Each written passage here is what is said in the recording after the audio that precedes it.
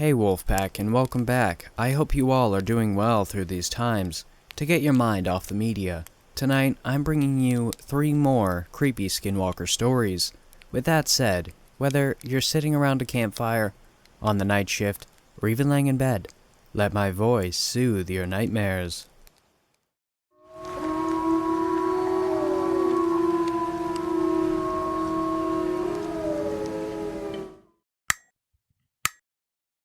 For starters, we both work at a hospital and work until 1 a.m.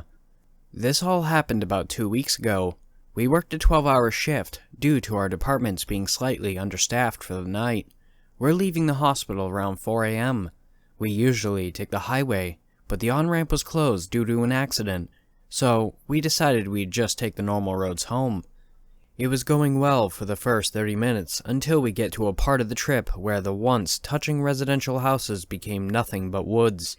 The speed limit was 25 because it was still a residential area. There was probably one house every 2 miles. My girlfriend and I were talking about this new Little Dicky song and having a nice time when I got this awful feeling I'm being watched. I looked into the back seat, feeling like I would 100% see a person sitting back there. I start observing the tree line to my right and see nothing. Then, it happens. We slam into a deer running from the left side of the road from the woods. My girlfriend screams, and I start to look around to see what just happened. I see the back of the legs of the deer stumble away before getting distracted by my girlfriend, shaking me, asking me what the hell just happened. I told her that she hit a deer and was then forced outside to see the damage on her car because she was afraid to leave the car. I open the door and go to the front of it and look at the grill. I can't see anything due to her headlights still being on. I flick my wrist to signal to her to shut her headlights off. I turn my phone light on and turn my head where the deer ran off to. My girlfriend kills her headlights, and perfectly where I was looking, I see a set of glowing eyes in the tree line. I look away to see if there's any damage. We were only going 25, so it was just a small piece of the grill was broken off. I gave her a thumbs up and I started walking back to the passenger side door. I grabbed the handle and decided to give the deer one last look, and I see the same set of glowing white eyes, but now standing about 6 feet tall. My heart sinks deep and I get into the car. I tell my girlfriend there was minimal damage and to just drive away. She kept asking questions and I wasn't ready to tell her because she gets extremely scared very easily that I saw the deer we hit standing and watching us. She asks how the deer was, and I said you were going slow, and just lightly tapped it, and I saw it walk off and it was fine. I also worked in that there wasn't any blood on the car or the ground. She finally takes off, and I feel much safer. Something tells me to look back using the side mirror. I glance into it, and slide down the seat so I could see the deer. It was no longer standing in the tree line, but in the middle of the road. I see it in her back lights, and I could see that it's not a deer. In the red glow, I saw a very tall man in very little or very worn clothing. My heart must have skipped a beat. It was just staring with its piercing white eyes, looking right at me. I didn't say a word to my girlfriend the whole way home and haven't since. We drove in silence for 30 minutes or so until we got home, and she starts saying how lucky we were. I was asking her why she said that, thinking she would know what I just saw. She says it could have rolled up the hood and into the windshield. I breathe a sigh of relief. We get out and start looking at the car. The grill had more damage than I remember seeing, but it wasn't too bad. I apparently missed seeing a hand-length stick thick as a tube of toothpaste in the grill. My girlfriend takes it out and throws it to the ground like it's nothing, but I'm thinking to myself, why would a deer have a stick on them, or how would they is a better question. We go inside and start making dinner. The image of that thing's eyes are burned into every thought. I try to stay focused, but I can't. I excuse myself to the restroom and I take out my phone. I start looking up its features and compared what happened to me to the other stories. I had a hunch that it was a Skinwalker, but being an avid scary story reader, I never assumed they're true until that night. I let it go, and thank God my girlfriend and I left unharmed and got home safely. I'm still thinking about it today, and feel so unsettled, more so than when the scary stuff happens at work. I'm thinking I may share those scary stories too. Living on the reservation there is always talk of skinwalkers, even though as Navajos, we're told not to discuss them. My family is a little different, as my grandmother would say. That's a bunch of bull, because the more you're afraid of skinwalkers, the more they will dwell on your fears. So, my family discusses skinwalkers freely. This story is of my mother's, and as a filmmaker, I'm actually writing a short film on her experience because I find it most terrifying. My mother was around the age of 10 and lived with her grandparents in Nashiti, New Mexico. If you've never heard of the place, it is pretty much a desert with your neighbor's faint light in the distance being the closest. This was in the early 70s, and in that time, electricity and running water for a lot of Navajos in that area was not possible. Their homes and Hogan's light source came from the fire stove or candles. Hogan's were traditional homes in the shape of an octagon covered with wood and mud. One evening, my great-grandmother and my mother were in the Hogan as my great-grandfather was in the nearest town getting supplies. My mother was working on her homework with a candle on the desk, and my mother sat across from her at the other end of the Hogan knitting. The only sounds in the area are that of the insects lurking in the night, or their horses and cattle already huddled in their corrals. There were faint footsteps that could be heard approaching the Hogan. My great-grandmother immediately stopped knitting, trying to listen if she was hearing the sound correctly. My mother stopped and looked in my grandmother's direction, as she too felt like something wasn't right. There was a knock at the door, and in Navajo, my grandmother was asking if that was her husband, but there was no response. My grandmother and mother sat in silence, both confused at who could be at their door late that evening. The footsteps continued to walk towards the little window, just above my mother. My grandmother looked in the direction of the window with horror in her eyes. She told my mother in Navajo to not look at the window at all.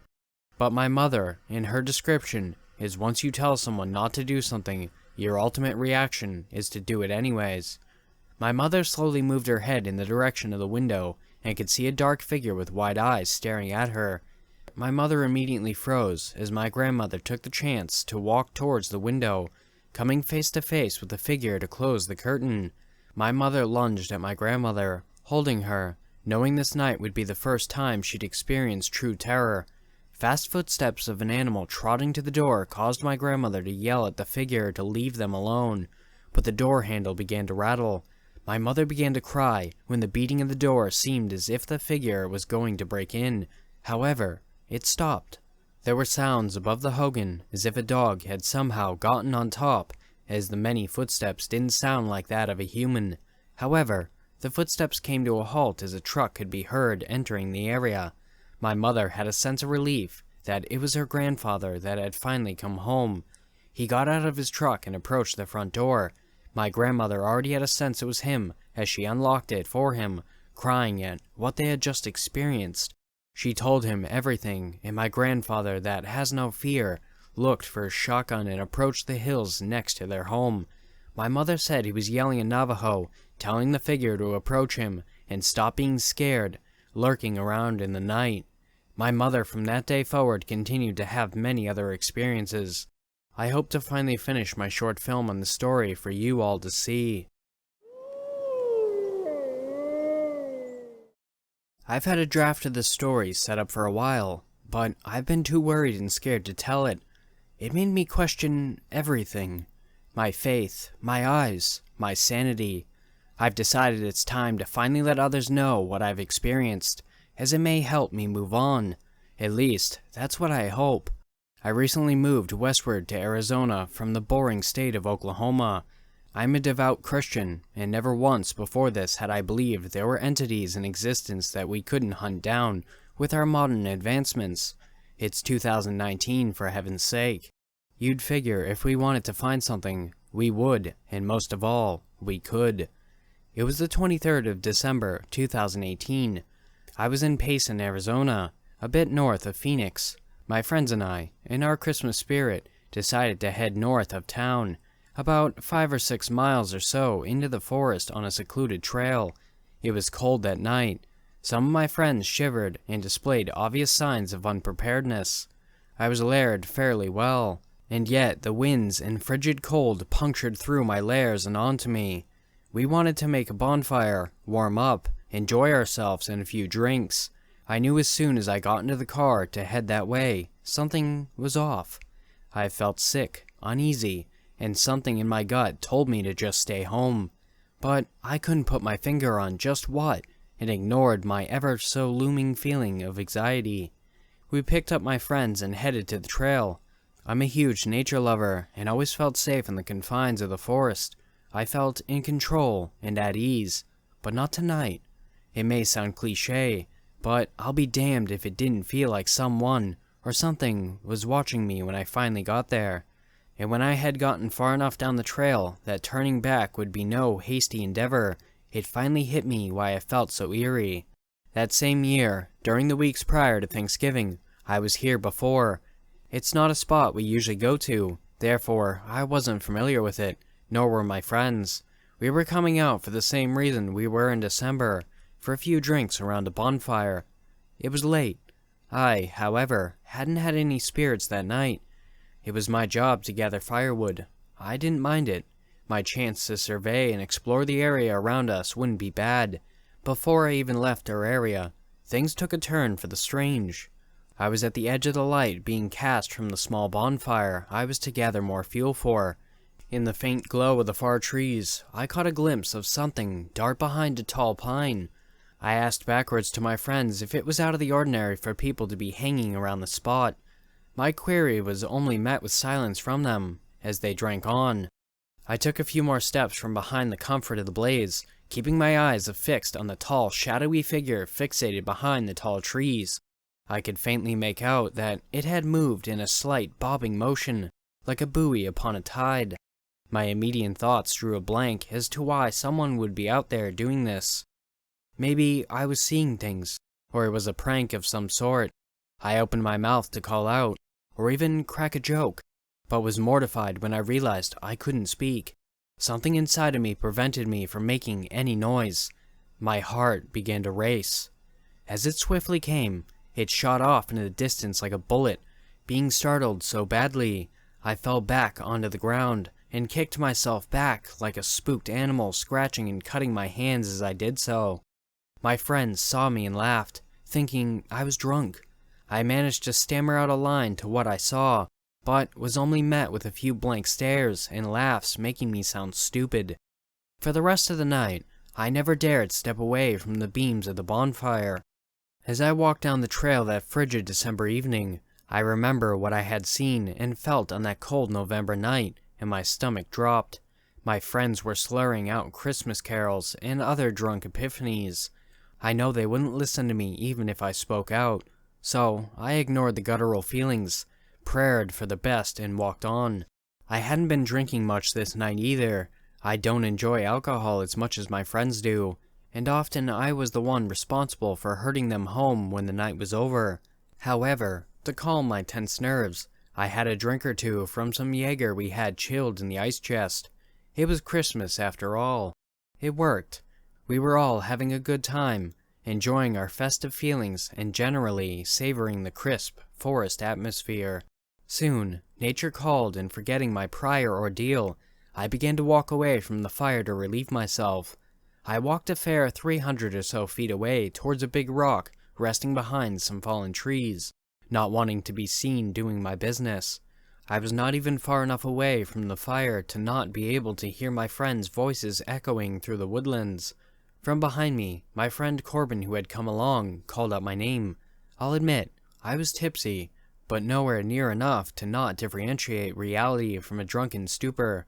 I remember calling out to him, telling him to give me a moment to finish. I zipped up and turned to walk around the rock to where I heard him wander off to. I don't know what it was, but sure as all heaven above and hell below, it was not Corbin. It took me a minute for my woozy mind to put this together and stop walking towards it. I am thankful I did. This being stood tall, at least 6 to 7 feet. Its eyes burned like our fire. It moved from a dog-like 4-limb position to standing tall. The light from the moon on this cold night radiated the body, showing off its dark, slender shape with an inhumane sheen. I began to sob violently. My mind ran in panic circles. Seconds felt like lifetimes as my world ground to a halt at the clawed feet of the beast that I was sure was going to take my life from me right there and then. I did the only thing I could think to do. I dropped to my knees and began to pray. This monster, to my petrified brain, had to have been the devil himself. To imagine him anything worse than it would be impossible. It did not like my pleas to God.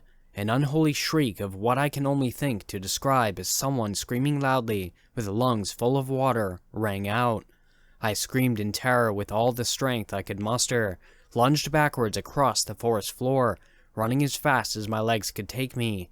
I fell a few times, I think in sheer panic. I just couldn't manage to get my body to work properly, knowing that thing was near.